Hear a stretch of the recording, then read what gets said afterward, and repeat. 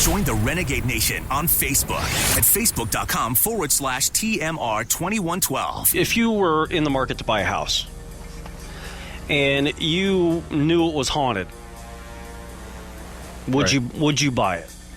I think a lot of that would go by the definition of haunted. Is it people think they've seen things, or did things actually happen? Well, according to the survey they did, 1,400 respondents indicated they would consider buying a haunted home in a Realtor.com survey, which they ran on their website from September 25th to October 1st. That's up 30% from last year's figures, and that totals out to 62% of people in that survey. Said they would? Said they would buy one.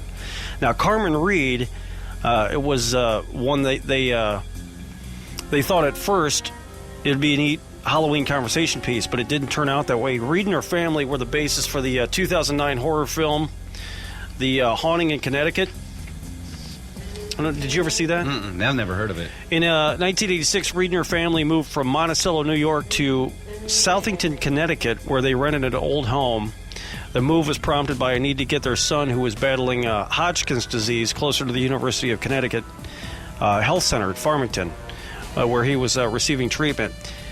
After the move, her and her family discovered the home was once a funeral parlor. Well, see, now that puts a whole new spin on things. They found that out after the fact. Yeah. They found a lot of stuff that had been left behind. There were coffin pillows, a coffin trolley, pictures of the deceased, toe tags, a blood tank, and a body lift that went up into the bed, one of the bedrooms. Yeah, no, I'm out of that one, no. According to Reed, her son and her family members were the first to experience the strange occurrences. It was not until sometime after the move that she realized there was a supernatural force inside the home. She saw a hand go up her niece's shirt, Reed recounted. There was a perfect imprint of the wrist bone, knuckles, joints, and fingernails. It laughed a hideous laugh when it went above her shirt and out the window.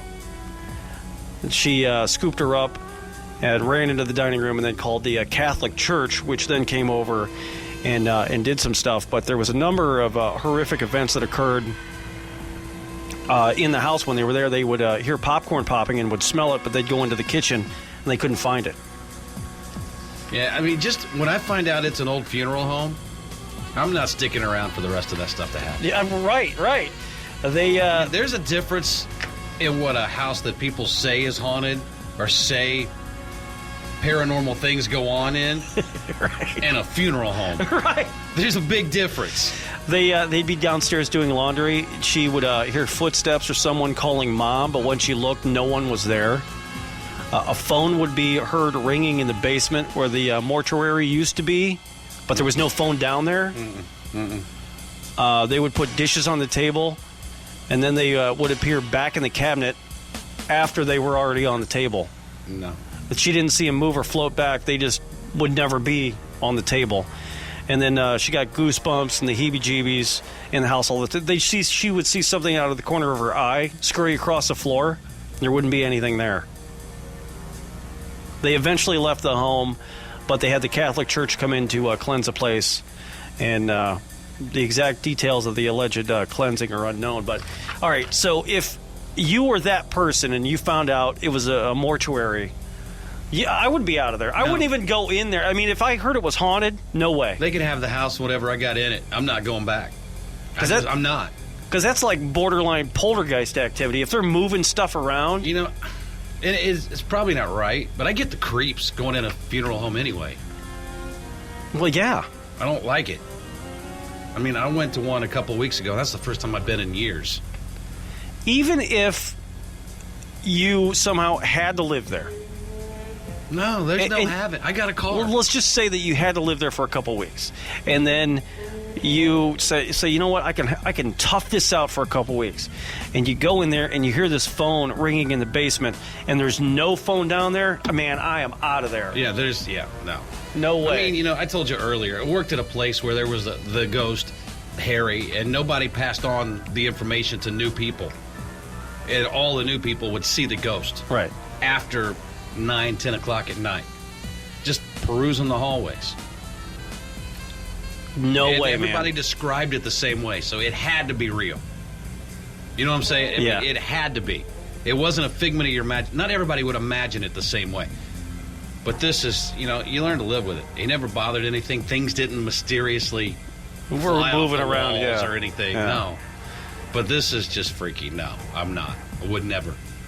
Especially because I think one of the kids, because in the movie, one of the kids had a room in the basement, which was right, and the way they had it in the movie, there was a wall, and I'm sure they probably changed it for the movie purposes, but the one kid had a room in the basement, and then there was this wall there, and right behind that wall is where the old... Like the embalming room or something? Yeah, exactly, and they still had the gurney in there, or the cart or whatever it was.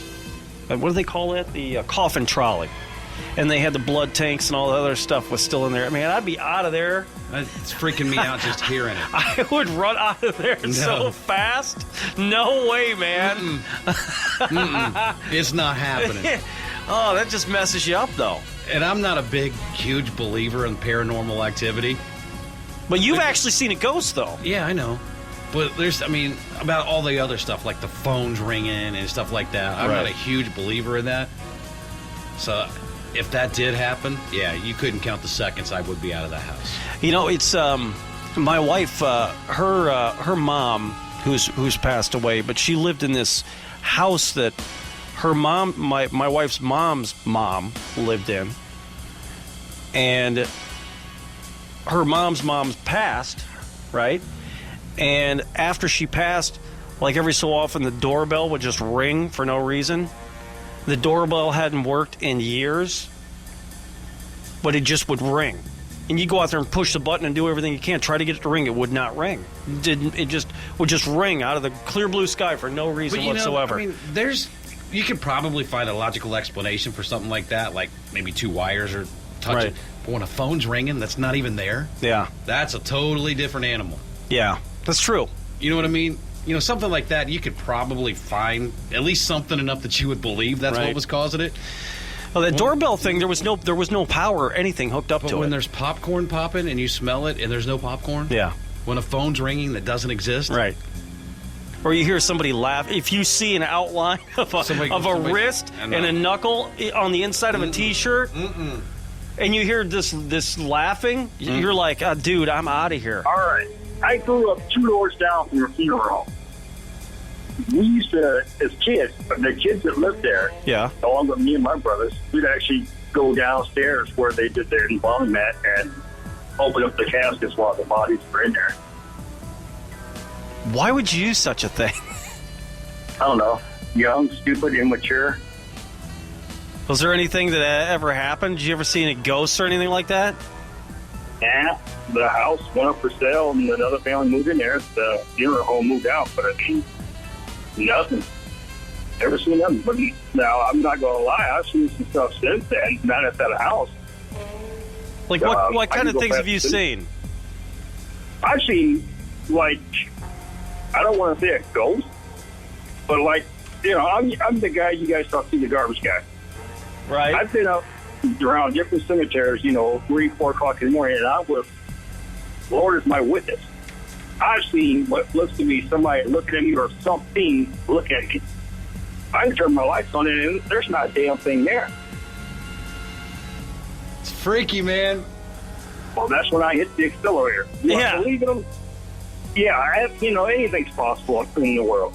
Anything's possible. Yeah. When I live in a house with them, I don't much care. As long as they're what they consider to be like the good ghosts, they don't bother me or try to hurt my family, I don't much care. So you don't mind living with Casper? I living in a house with a bunch of Caspers. Yeah. That'd be fun. You got somebody that really pissed you off and you got to invite them over for dinner like you're trying to be friends with them. Yeah. Like Casper scared the living crap out of them, man. That'd be funny. The Morning Renegades. Russ Ryder and Brett Briscoe.